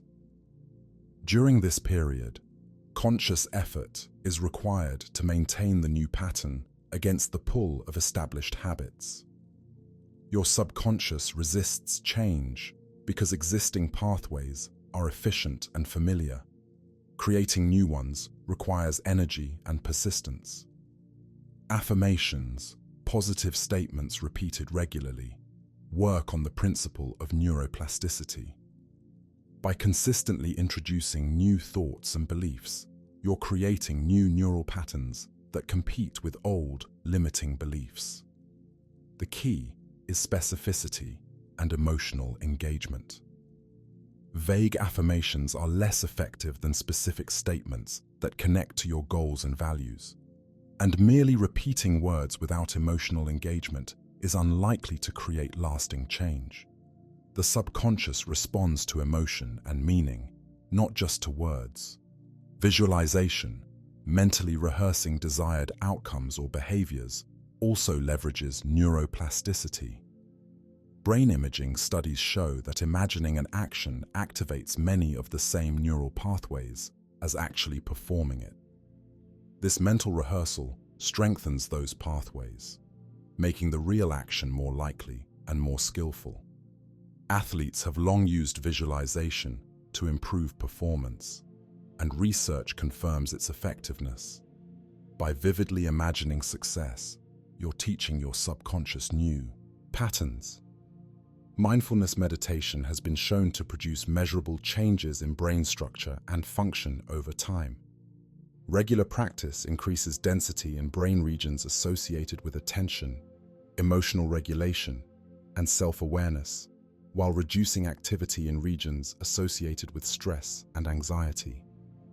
These changes reflect neuroplasticity in action, the brain reorganizing itself in response to consistent practice. Meditation essentially trains the subconscious to respond differently to thoughts and emotions, creating space between stimulus and response. Cognitive behavioral therapy operates partly through neuroplasticity. By identifying and challenging negative thought patterns and deliberately practicing new ways of thinking, CBT helps create new neural pathways that support healthier psychological functioning. The process isn't passive. It requires active participation, repeatedly catching negative thoughts and consciously substituting more balanced alternatives until the new patterns begin to operate automatically at the subconscious level. Exposure therapy for phobias and anxiety disorders also relies on neuroplasticity. By gradually, repeatedly exposing someone to feared stimuli in a safe context, the therapy helps the subconscious learn new associations. Where the subconscious once learned fear, it now learns safety.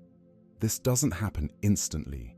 It requires multiple exposures, allowing new learning to accumulate until the fear response weakens. The timing of learning attempts can influence neuroplasticity. The brain is particularly receptive to new learning during certain states, including the hypnagogic state between waking and sleeping, and during deep relaxation. These states, characterized by theta brainwave patterns, appear to allow new information to reach the subconscious more easily. This is why some people find that reviewing affirmations or learning material just before sleep or upon waking can be particularly effective. The social environment also influences neuroplasticity. The subconscious learns from observation and social interaction. Surrounding yourself with people who embody the patterns you want to develop provides your subconscious with models to learn from. Mirror neurons, which fire both when you perform an action and when you observe someone else performing it, help explain how social learning occurs. Your subconscious is constantly observing and encoding patterns from those around you. However, neuroplasticity has limits. Some patterns, particularly those formed early in life during periods of heightened plasticity, are more resistant to change than others. This doesn't mean they can't change, but it does mean that changing them may require more intensive and sustained effort. Expecting rapid transformation can lead to disappointment. More realistic is understanding that rewiring the subconscious is a gradual process, measured in weeks, months, or even years, depending on what you're trying to change. The key insight from neuroplasticity research is that you're not stuck with the subconscious patterns you currently have. Change is possible, but it requires understanding how the subconscious learns and working with those mechanisms rather than against them. It means consistent practice, emotional engagement, patience with the process, and self-compassion when progress is slower than you'd like. Your subconscious was shaped over years or decades. Reshaping it happens one neural connection at a time through the gradual accumulation of new experiences and learning. As neuroscience continues advancing, our understanding of the subconscious deepens. New technologies and methodologies are revealing ever more about how this hidden system functions, raising fascinating questions about the future of psychology, medicine, and what it means to be human. Brain-computer interfaces represent one frontier. Researchers have developed systems that allow people to control external devices using only brain activity. As these interfaces become more sophisticated, they may eventually allow direct access to subconscious processes, making the hidden visible. Imagine being able to observe in real time the subconscious activity underlying your thoughts and decisions. Such technology could revolutionize self-understanding and potentially allow for more direct modification of subconscious patterns. Advances in brain imaging continue to reveal new details about subconscious processing.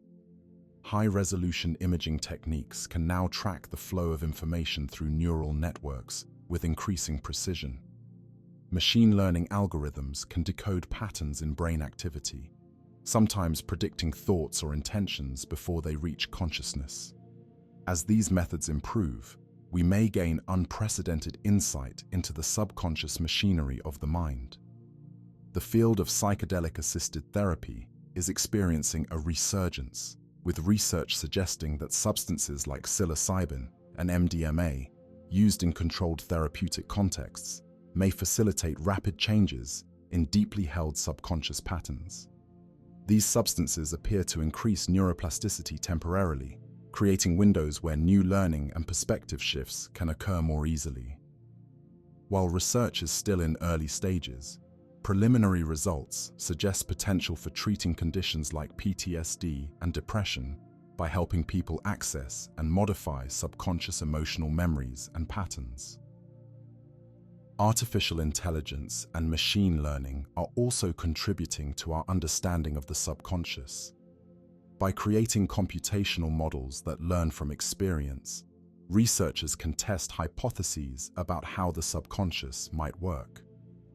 When AI systems develop unexpected behaviors or biases through their learning processes, they offer insights into how similar patterns might emerge in biological brains.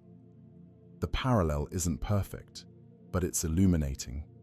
Genetic research is revealing that some aspects of temperament and personality have heritable components, suggesting that the subconscious isn't entirely shaped by experience. Certain genetic variations influence how easily fear is learned, how strongly rewards are pursued, how sensitive someone is to social cues. This doesn't mean personality is fixed. Rather, it suggests that genetic predispositions interact with experience to shape subconscious patterns. Understanding these genetic influences may eventually allow for more personalized approaches to behavior change and mental health treatment. The integration of Eastern contemplative practices with Western neuroscience is opening new avenues for understanding and influencing the subconscious. Practices like meditation, once dismissed by mainstream science, are now being rigorously studied and validated. This cross-cultural exchange is enriching both traditions, showing that ancient wisdom and modern science can inform and enhance each other. Questions about the ethics of subconscious influence are becoming increasingly important. If we develop technologies that can directly modify subconscious patterns, who should have access to them? What safeguards should exist? Advertising and persuasion already target the subconscious to some degree. As our understanding grows, so does the potential for manipulation. Society will need to grapple with these issues, balancing the benefits of subconscious interventions against concerns about autonomy and consent. The relationship between the subconscious and consciousness itself remains deeply mysterious. Despite all we've learned about how the brain processes information below awareness, we still don't fully understand how consciousness emerges from neural activity. The hard problem of consciousness, explaining why and how subjective experience arises from physical processes, remains unsolved. The subconscious may hold clues to this mystery. Understanding how unconscious processing relates to conscious experience could help illuminate consciousness itself. There's also growing interest in individual differences in subconscious processing. Not everyone's subconscious works the same way. Some people are more influenced by emotional factors, others by logical analysis. Some have stronger intuitions, others stronger analytical abilities. Understanding these differences could lead to more personalized approaches to education, therapy, and personal development. Rather than assuming one approach works for everyone, we might tailor interventions to match an individual's unique subconscious processing style. The future likely holds technologies and techniques we can barely imagine. Perhaps direct memory modification will become possible, allowing targeted reduction of traumatic memories without affecting other memories. Perhaps we'll develop drugs that enhance neuroplasticity, making it easier to form new habits and break old ones. Perhaps brain stimulation techniques will allow precise modulation of specific subconscious processes. Each advance will bring new capabilities and new ethical challenges. What seems certain is that as we learn more about the subconscious, the boundaries between psychology, neuroscience, philosophy, and technology will continue to blur. Understanding and influencing the subconscious won't just be a matter for psychologists and neuroscientists, but will involve engineers, ethicists, policymakers, and ultimately everyone who wants to understand themselves more deeply and live more intentionally. The journey of understanding the subconscious has barely begun. After decades of research, we've mapped some basic territories, but vast regions remain unexplored. Each answer raises new questions. Each discovery reveals new mysteries. And in those mysteries lies one of the most profound adventures available to us, the exploration of inner space, the quest to understand the hidden continent within. And so, our exploration of the subconscious mind comes to a close. We've traveled through neural pathways and memory systems, through the realm of dreams and the territory of hidden biases, through the mechanics of decision-making and the possibilities of change. Each section has revealed a different facet of this vast, invisible system that shapes your life in ways both subtle and profound. The subconscious is not a single thing. It's a collection of processes, systems, and networks working together beneath awareness. It's the repository of everything you've experienced, the generator of habits and intuitions, the source of emotions that arise unbidden, the silent partner in every decision. It's shaped by evolution, by culture, by personal history, and while it operates largely outside your conscious control, it's not entirely beyond your influence. Understanding the subconscious invites a certain humility. So much of what you are and what you do emerges from processes you can't directly observe or control.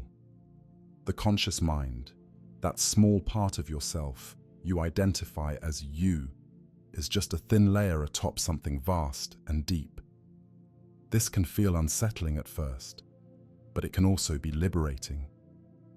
Many of your struggles, your patterns, your reactions, they're not personal failings.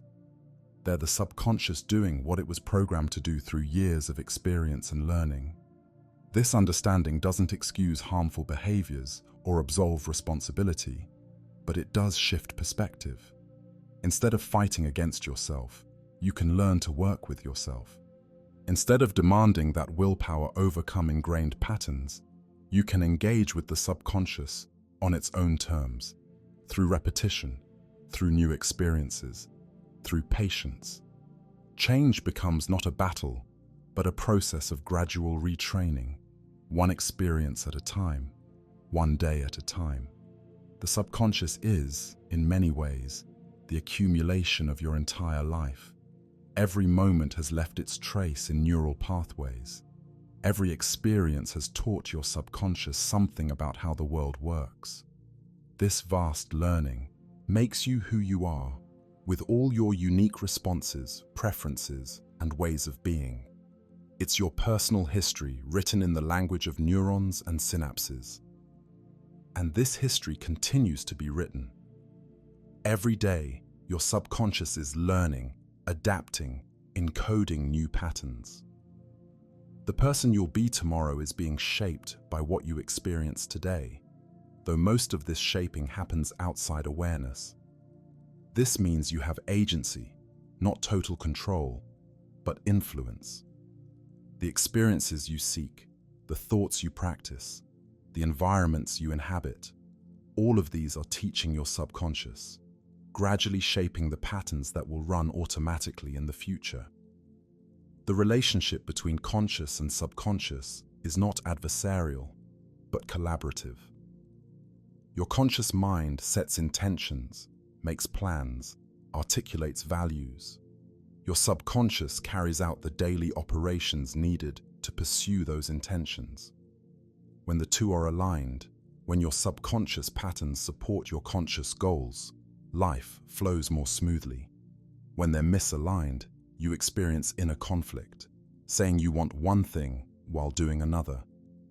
Creating alignment requires dialogue between conscious and subconscious. Conscious awareness of subconscious patterns is the first step. What habits are running automatically? What emotions arise unbidden? What intuitions guide your choices? Noticing these patterns without judgment allows you to understand what your subconscious has learned. From there, you can begin the patient work of teaching it new patterns, knowing that change won't happen overnight, but will accumulate gradually through consistent practice. Perhaps the most important insight about the subconscious is also the simplest. You are larger than you think. The conscious mind, for all its importance, is a small part of your total mental life. Beneath it lies the subconscious, vast and intricate, containing multitudes. And beneath that, perhaps, lie even deeper layers we've barely begun to understand. You are not just what you're aware of, but also all the hidden processes and accumulated experiences that shape that awareness. This largeness is not separate from you. It is you, in a deeper sense than your moment-to-moment conscious thoughts. And becoming more aware of it, learning its patterns and preferences, understanding how it operates, is a form of self-knowledge that goes beyond ordinary introspection. It's a journey into the hidden depths of your own being, a conversation with the parts of yourself that rarely speak in words but constantly shape your experience. The mystery of the subconscious will never be fully solved. Even as neuroscience advances, even as we map every neural pathway and understand every mechanism, the subjective experience of being a person with a subconscious will retain its wonder. How does neural activity become thought, feeling, intuition? How do electrical signals and chemical interactions create the rich inner life you experience? These questions may not have final answers, and perhaps that's as it should be. Some mysteries are worth living with, worth continuing to explore without needing complete resolution. your subconscious has been with you since birth, learning, adapting, trying to help you survive and thrive. It's made mistakes, encoded unhelpful patterns, developed biases and fears. But it's also accumulated wisdom, learned skills, encoded beautiful memories, and developed capabilities you rely on every day. It is, for better and worse, the foundation of your mental life, the silent partner in consciousness, the hidden architect of who you are. And in understanding it just a bit better, in appreciating its complexity and its power, you gain not control, which is largely impossible, but partnership.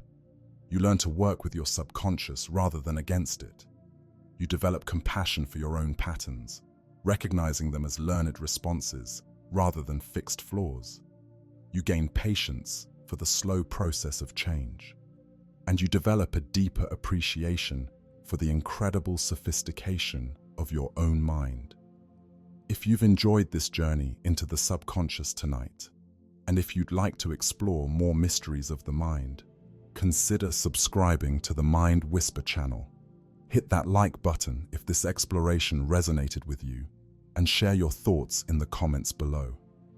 Your own reflections on the subconscious are part of the collective exploration we're all engaged in, each person bringing their unique perspective to these eternal questions about what it means to be human. But for now, whether you're drifting towards sleep or simply letting these ideas settle into your awareness, know that your subconscious is here, always working, always learning, always shaping your experience. It's not something to fear or fight, but to understand, to work with, to appreciate. In the vast depths of your own mind, there are wonders and mysteries that could fill a lifetime of exploration. And every moment is an opportunity to learn something new about the hidden continent within, the subconscious mind that makes you who you are. Thank you for joining this exploration. May your journey inward be as rewarding as any journey outward. Sleep well and good night.